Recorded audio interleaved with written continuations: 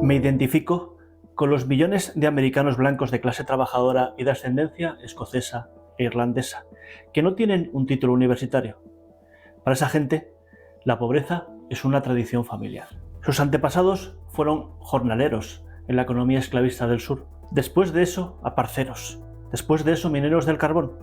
Y en tiempos más recientes, maquinistas y empleados de acerías. Los estadounidenses los llaman hillbillies, rednecks, basura blanca. Yo los llamo vecinos, amigos y familia.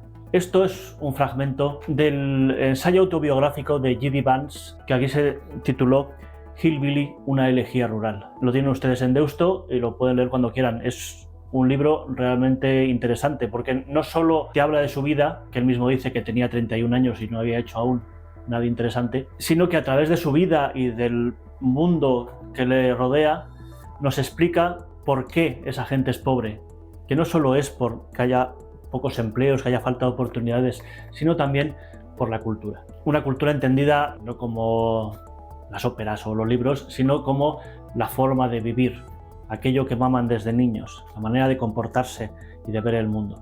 Y yo, que siempre intento llevarme estas cosas a mi terreno, pues vi el libro como una confirmación empírica de la tesis que avanzaba Thomas Sowell en Black Rednecks and White Liberals, sobre cómo precisamente esa cultura traída de Escocia y de Irlanda, los pobres blancos del sur de Estados Unidos, se la trajeron consigo y la contagiaron a los negros que eran liberados del esclavismo, que la adoptaron como propia y que es la causante de muchos de los problemas que aqueja a la América negra.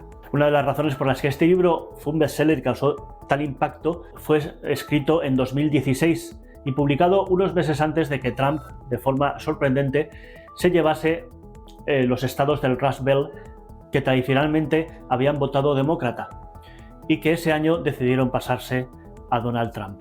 Pues bien, 2 días después del atentado que casi le cuesta la vida, Donald Trump ha decidido elegir precisamente a J.D. Vance, el autor de estas líneas y de este libro, como su acompañante en el ticket republicano para las elecciones presidenciales de este año. Significa que si Trump gana, como ahora mismo parece, será el próximo vicepresidente de los Estados Unidos. No es, para el tipo de gente que suelen decir los asesores, no es el tipo de elección más acertada. Primero, no traen ninguna demografía nueva al ticket electoral, salvo quizá porque por su juventud pueda atraer más al votante joven. Y por otro lado, tampoco no lleva consigo a ninguna otra familia dentro de las que hay en el Partido Republicano. Vance es esencialmente alguien como Trump, que piensa de forma muy parecida a Trump.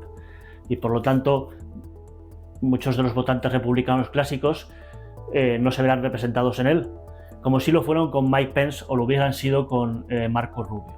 Además, dada su inexperiencia, tampoco es que le vaya a ayudar mucho a gobernar. Hay que tener en cuenta que Vance fue elegido senador por Ohio en 2022, es decir, en las elecciones inmediatamente anteriores, y no tiene ninguna otra experiencia política. Lo que yo no puedo quitarme de la cabeza es que quizá haya sido justamente el atentado lo que ha llevado a Trump a finalmente decidirse por Vance, que no obstante era uno de los favoritos para ser elegido vicepresidente. Como les comenté precisamente en el vídeo en el que hice un repaso sobre todos los favoritos, Vance es esencialmente un mini Trump. Es alguien que representa las mismas ideas que Trump y que, si puede traer consigo votos de algún estado, es de los estados que ya se llevó Trump en 2016, Ohio, Wyoming, etc. Pero es posible que el atentado haya llevado a pensar a Trump que, al fin y al cabo, un vicepresidente es esencialmente la persona que te sucede si te pasa algo mientras eres presidente, y que también está en un punto de partida muy ventajoso para sucederte en las próximas elecciones. Es decir, un vicepresidente es aquel que lleva tu legado, más allá de tu presidencia. Y posiblemente la consciencia repentina de su mortalidad haya ayudado a pensar en que alguien que sea lo más parecido a él es la elección más acertada. Es difícil superar a Vance como encarnación del sueño americano.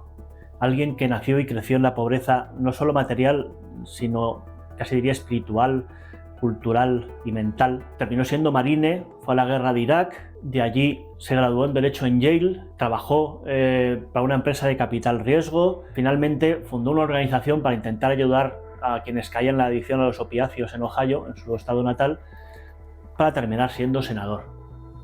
Y ahora estaría a solo un latido, como suelen decir los americanos, de la presidencia de Estados Unidos. Sin embargo, en cuanto a carácter, Vance no es como Trump. No es un showman, no es un empresario de éxito, es sobre todo y principalmente un intelectual.